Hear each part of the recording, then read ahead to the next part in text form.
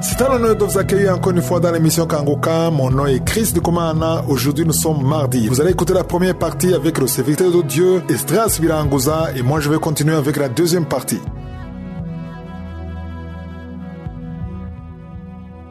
Shalom. On va commencer par lire dans Hébreux chapitre 13, versets 5 à 6. Il est écrit « Ne vous livrez pas à l'amour de l'argent. Contentez-vous de ce que vous avez, car Dieu lui-même a dit « Je ne te délaisserai point, je ne t'abandonnerai point ». Verset 6. C'est donc avec assurance que nous pouvons dire « Le Seigneur est mon aide, je ne craindrai rien. Que peut me faire un homme ?» Ici, Dieu ne nie pas la réalité du manque, ni la pression que peuvent avoir les factures, les responsabilités ou l'incertitude du lendemain. Il est possible qu'en ce moment même, pendant que tu écoutes cette parole, tu te trouves sans les moyens de payer ton loyer, sans les moyens de payer les frais scolaires de tes enfants, ou toute autre dépense qui dépasse tes ressources actuelles. Sache que cette parole est pour toi. Dieu te dit « Je ne te délaisserai point, je ne t'abandonnerai point ». Ce n'est pas ton ami qui te le dit, ce n'est pas la banque qui te le dit, mais Dieu lui-même, créateur du ciel et de la terre. Parfois, nous avons tendance à désirer les garanties d'une personne ou d'une institution parce qu'on le voit, c'est concret. Mais quand on lit la parole de Dieu, on a tendance à ne pas y croire. On a du mal à garder la foi dans des situations difficiles. Mais j'aimerais te dire qu'avec la foi, tu déplacerais les montagnes. La foi n'est pas comme une arme que tu sors seulement quand tu as les problèmes, quand tu vois l'ennemi devant toi. Non, la foi doit être exercée sur tout, dans tout et tout le temps. Je t'invite à croire en cette parole que Dieu te donne aujourd'hui. Il te dit qu'il ne te délaissera point, il ne t'abandonnera point. Certains pensent que cela signifie que Dieu va simplement leur donner beaucoup d'argent au point de ne plus jamais avoir des difficultés financières. Même lorsque les ressources semblent limiter la présence de Dieu, elle ne diminue jamais. Là où peut manquer l'argent, Dieu reste fidèle, constant et proche.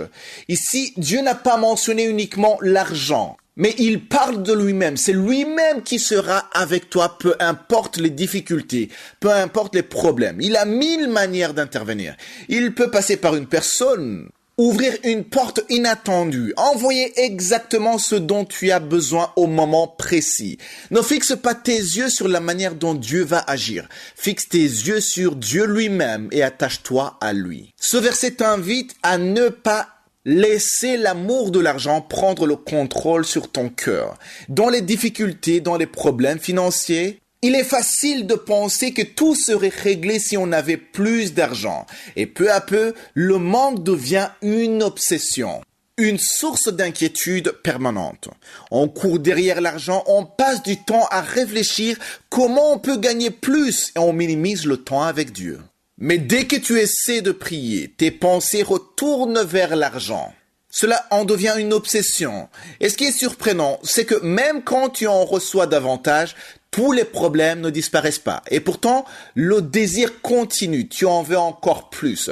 Ta situation peut être temporaire, mais la fidélité de Dieu est éternelle. Là où l'homme peut faillir, Dieu reste engagé. Là où les ressources humaines ont des limites, Dieu n'en a pas. Tu n'es pas seul dans ce combat. Tu n'as pas été abandonné. Le verset 6 dit: c'est donc avec assurance que nous pouvons dire « Le Seigneur est mon aide, je ne craindrai rien. Que peut me faire un homme ?» Souvent, on craint les hommes à cause de ce qu'on leur doit. Il y a les appels téléphoniques de la banque. Tu as une grosse dette envers quelqu'un. J'aimerais te dire que si tu as commis des fautes dans le passé, tu peux te repentir et Dieu sera avec toi. Arrête de penser constamment à ce que tu dois ou aux personnes à qui tu le dois. Pense à Dieu, médite sur la grandeur de Dieu, médite sur cette parole que tu reçois aujourd'hui. Là où Dieu te dit qu'il est avec toi, il sera avec toi. Et peu importe ce qui se passe, il ne t'abandonnera pas. Si aujourd'hui tu n'as pas la paix, prends ces paroles et confesse-les à haute voix avec la foi. Car souvent, le changement commence d'abord à l'intérieur, dans la manière de penser et de croire et de parler.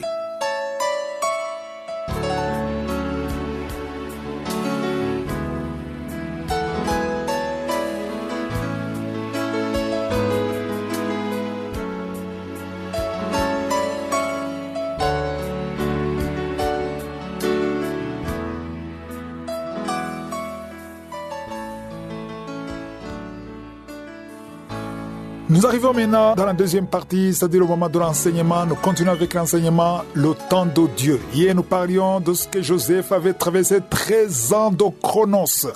C'était pas facile. S'il a passé 13 ans de souffrance, malgré qu'il était intègre, malgré qu'il craignait Dieu, c'est-à-dire que s'il s'était comporté comme le peuple de Dieu quand ils ont quitté l'Égypte, il aurait peut-être passé 40 ans ou même plus dans le chronos.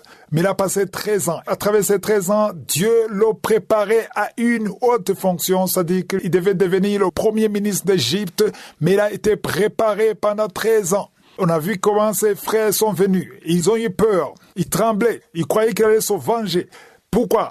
Parce qu'ils étaient charnels. Quand tu es charnel, tu penses que tout le monde est charnel. Mais Joseph n'était pas charnel. Joseph était spirituel. Il a compris très bien ce qui s'est passé. Mais moi, je crois qu'il a compris ça plus tard. Pendant les 5 premières années, je ne suis pas sûr que Joseph avait compris ce qui s'est passé. Il était dans la confusion. Il ne comprenait pas pourquoi il était écarté de sa famille. Il était loin de ses frères. Il souffrait. Il était un esclave travaillant pour Potiphar. Il ne comprenait pas.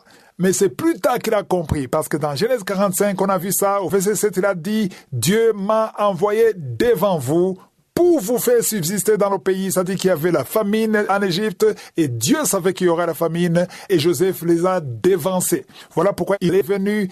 Quand il est venu, c'était pas juste pour être un esclave, mais c'était pour être préparé. Et Dieu l'a préparé pour sauver ses frères, pour sauver sa famille.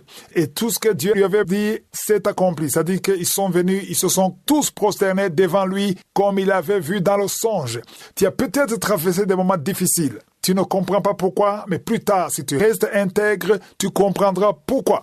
Tu as peut-être été licencié, on t'a chassé au travail injustement, et tu as eu une lettre qui te dit qu'il faut quitter le travail et tu as pleuré. Mais plus tard, quand tu verras ce que Dieu fera pour toi, tu comprendras qu'il fallait que tu quittes ce travail. Si tu es intègre, si tu es dans la sanctification, tout ce qui est mal va se transformer en bien selon le plan de Dieu.